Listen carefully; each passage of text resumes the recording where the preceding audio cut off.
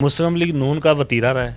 1997 देखें, डंडे लेके लोग सुप्रीम कोर्ट की दीवारें फलांग के इन्होंने सुप्रीम कोर्ट के जजों के ऊपर हमला कर दिया। मुस्लिम लीग नून की तरबियत है। पैसा सियासत में उन्होंने इंट्रोड्यूस करवाया। सहाफियों में जो लफाफा कल्चर है मुस्लिम लीग नून ने मुतारफ करवाया। बंदे को पाकिस्तान ला के दोबारा से सियासत में इन करवाने के लिए ये सारी डर्टी गेम हो रही है। और कल नवाशी बाहर बैठ के कर रहा था बात कि जी हम इस बेंच को नहीं मानते, ना इसके फैसले को मानेंगे। Who are you? तुम्हारे ऊपर कोई इस तरह के केसेस नहीं है जिस तरह के खान साहब के ऊपर हैं। आइन कहता है कि 90 दिन के अंदर इलेक्शन होंगे। IMF आपको पैसे नहीं दे रहे, दोस्त मुल्क आपकी तरफ देख नहीं रहे हैं, कपड़े आप अपने बेच नहीं रहे, 20 लोग मर गए आटे की लाइनों में। मुल्क के हालात तो देखें।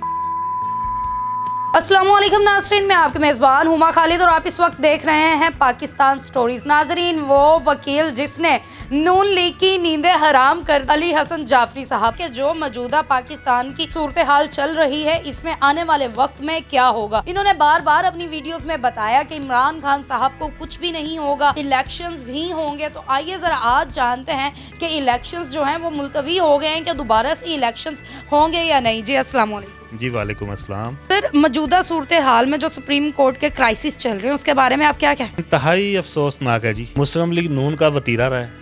1997 देखें, पाकिस्तान की हिस्ट्री में, इवन कि मैं अगर कहूँ कि दुनिया की हिस्ट्री में, ये वाहिद वाक़या था कि डंडे लेके लोग सुप्रीम कोर्ट की दीवारें फलांग के इन्होंने सुप्रीम कोर्ट के जजों के ऊपर हमला कर दिया, उनको हाउस अरेस्ट कर दिया। पूरी दुनिया ने ये देखा और उस दिन को एक स्याह दिन के तौर पे हमारी जो है वो हिस्ट्री में याद किया जाता है। तो सेम वही आज 26 साल के बाद हिस्ट्री रिवाइज करने जा रही है। तो इंग्लिश में कहते हैं ना, once a thief is always thief. चोर है वो हमेशा चोर है। मुस्लिम लीग नून की तरबियत है। पैसा सियासत में उन्होंने इंट्रोड्यूस करवाया, हॉर्स ट्रेडिंग सियासत में उन्होंने इंट्रोड्यूस करवाई, जजों को साथ मिला के फैसले अपनी मर्जी के लेना, जस्टिस कयूम की ऑडियो जुबान ज़द-ए-आम है उन्होंने मुतारफ कराया। सहाफियों में आम में जो लफाफा कल्चर है ये मुस्लिम लीग नून ने मुतारफ करवाया। ये जितना सियासत में अगर मैं इन शॉर्ट कहूँ गंद है ना, ये मुस्लिम लीग नून की तरफ से जो है वो सियासत में दिया गया है और यही ये दोबारा करने की कोशिश कर रहे हैं। लेकिन अब दौर मुख्तलिफ है और आप देखेंगे कि इंशाअल्लाह कानून और आइन की हुक्मरानी होगी। हम वकील सारे आइन के साथ खड़े हैं, कानून के साथ खड़े हैं। इन्होंने इतनी डर्टी गेम की है, इन्होंने हर दौर में इन दोनों इदारों को मुतनाज़ा बनाया है। यही ये इस दफा भी कर रहे हैं। मैं अपील करूंगा, ऑनरेबल जजेस हैं, कि कानून और आइन का साथ दें और बगैर किसी डर और खौफ के, हम वकील कोई कमजोर नहीं है, आप आइन और कानून के मुताबिक जो है वो फैसले करें। हम इंशाअल्लाह आपके पीछे खड़े हैं। बेंच टूट रहे हैं, क्या वजह?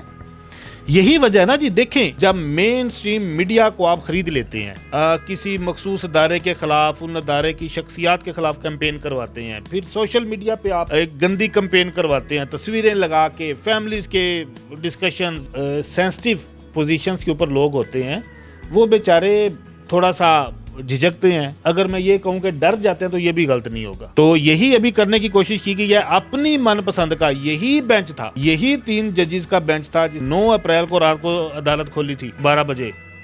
तब ये जितने मुस्लिम लीग नून वाले थे और इनके हवारी थे, ये मुबारकें दे रहे थे और मिठाइयां बांट रहे थे और इनको पता है कि वो आइन और कानून के मुताबिक फैसला करने जा रहे हैं। अगर आज सुप्रीम कोर्ट ने दोबारा से नजरिया जरूरत वाला फैसला कर दिया तो फिर कभी पाकिस्तान में जमहूरियत मुस्तहकम नहीं होगी। जो इस वक्त ये कर रहे हैं ये सरासर गैर कानूनी और गैर आईनी, और ये सिर्फ देखें इनका लुब्बे लुबाब क्या है, ये चाहते क्या है? ये चाहते हैं अपनी मर्जी के फैसले। इनको पता है कि अवाम में इनकी मकबूलियत 0/0 हो चुकी है। एक बंदे के लिए जो कि मफरूर है अदालतों से, जो अदालतों से मफरूर है और नाअहल होने के बावजूद 3 बारियां भी ले चुका है, सिर्फ उस बंदे को दोबारा से फाल करने के लिए, उस बंदे को पाकिस्तान ला के दोबारा से सियासत में इन करवाने के लिए ये सारी डर्टी गेम हो रही है। मैं नवाज शरीफ साहब की बात कर रहा हूँ और कल नवाज शरीफ बाहर बैठ के कर रहा था बात कि जी हम इस बेंच को नहीं मानते, ना इसके फैसले को मानेंगे। Who are you? तुम एक एब्सकॉन्डर हो जो कि अपने भाई की तरफ से 50 रुपए का स्टैम्प पेपर दे के बाहर भागे हुए 6 हफ्तों के लिए और 4 साल हो रहे हैं तुम वापस नहीं आ रहे।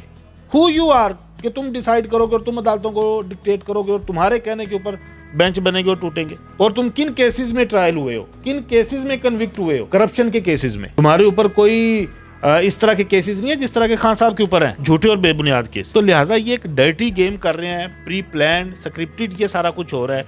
एक लंदन प्लान की बात सुनते हैं आप, असल लंदन प्लान के ऊपर अब अमल होना शुरू हुआ। ये इतना कमजोर कर देंगे हमारे अदारों को, ये इतना बेबस कर देंगे हमारी अवाम को कि आप देखिएगा कि हम एक थर्ड वर्ल्ड कंट्री बन के रह जाएंगे। जो हमारा एक प्रोसेस था तरक्की का वो ऑलरेडी रुक चुका है और अब से हमारा हर कदम पीछे को है।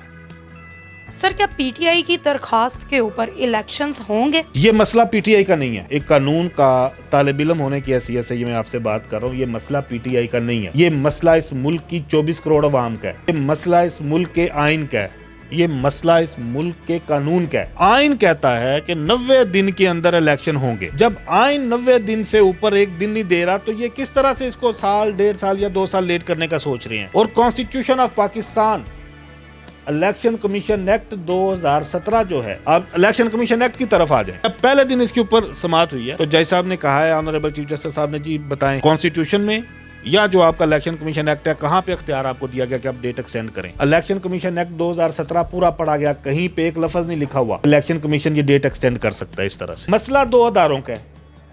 एक अदारा है इलेक्शन कमीशन, एक अदारा है सुप्रीम कोर्ट। सुप्रीम कोर्ट ने 1 मार्च को एक डिसीजन दिया कि ये इलेक्शन कराए जाएं। उसके ऊपर इलेक्शन कमीशन ने एक तारीख दे दी, हम इस तारीख को सदर के अकॉर्डिंगली जो उनका आपस में तय हुआ हम इलेक्शन करवाने जा रहे हैं। ये 2 अदारों का मसला है। जब आइन के मुताबिक एक अदारा अपनी आइनी जो पोजीशन है उसके अकॉर्डिंग कोई एक्ट करे तो एक प्राइवेट पर्सन को या पार्टी को क्या फर्क पड़ता है उससे। ये मुस्लिम लीग नून क्यों पार्टी बनी हुई है इलेक्शन कमीशन की, ये क्यों रिप्रेजेंटेटिव बन के इलेक्शन कमीशन को डिफेंड कर रहे हैं। इलेक्शन कमीशन के रिप्रेजेंटेटिव्स भी हैं, इलेक्शन कमीशन के वकील भी हैं। इलेक्शन आज हो कल हो, सियासी पार्टी को क्या मसला है भाई। जिस दिन असेंबली टूट गई थी कासिम सूरी की एडवाइस के ऊपर तो आप खामोश हो जाते, इलेक्शन में तब चले जाते। ये चीजें आपको पहले पता होनी चाहिए थी कि आप कांटों की सेज पे बैठने जा रहे हैं। इमरान खान ने 2 साल कोरोना के सर्वाइव किए थे। आपने तो शहबाज शरीफ साहब 4-5 दफा वज़ीर आला रह चुके हैं, आपकी पार्टी 3 दफा इक़्तिदार में रह चुकी है। आपको पता होना चाहिए था कि मुल्क की क्राइसिस क्या चल रहा है। IMF आपको पैसे नहीं दे रहे, दोस्त मुल्क आपकी तरफ देख नहीं रहे हैं, कपड़े आप अपने बेच नहीं रहे, 20 लोग मर गए आटे की लाइनों में। मुल्क के हालात तो देखें। इन्होंने खाना खिलाने के लिए 20 बंदे मार दिए, इससे तो सब्सिडी ना देते। हमारे वज़ीर आज़म साहब ने कहा था बेगर्स कांट बी चूजर्स। वो जनाब आप तो भिखारी थे,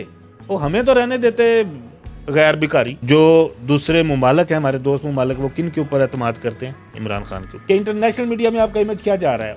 नवाज शरीफ साहब की वापसी कब होगी और क्या उनकी नाअहली का खात्मा होगा? सुप्रीम कोर्ट से अपील वगैरह वो करेंगे कोई? देखें, ये इन्होंने जो कानून अभी पास किया ना, इसके ऊपर 2 राय पाई जा रही हैं। एक राय तो यह है कि ये कानून जो है इसके ऊपर अमल हो जाएगा, ये कानून बन जाएगा। दूसरी जो मेन इसके ऊपर चीज है वो ये है कि ये 184(3) को अमेंड करने जा रहे हैं, जो कि एक एक्ट या कानून के तहत ये नहीं कर सकते, वो होगा कॉन्स्टिट्यूशनल अमेंडमेंट के तहत। उसके लिए बाकायदा 2/3 मेजोरिटी चाहिए और असेंबली में बिल बनेगा। दूसरा, ये जो कानून बनाने जा रहे हैं इंशाल्लाह यही सुप्रीम कोर्ट इसको रद्दी की टोकरी में डाल देगी। और मैंने जिस तरह पहले कहा कि ये प्रैक्टिस ही सारी एक बंदे के लिए हो रही है, ये वो लंदन प्लान है। या तुम 82 से सियासत में हो तो कौन सा तीर तुमने मार लिया? आज भी तुमसे पूछे तो मोटरवे। लिहाजा पहले इसने क्या तीर मार लिया? इसके होते हुए नहीं जीता इमरान खान 2018, इसके होते हुए नहीं बेनजीर 3-4 दफा इक़्तिदार में आई।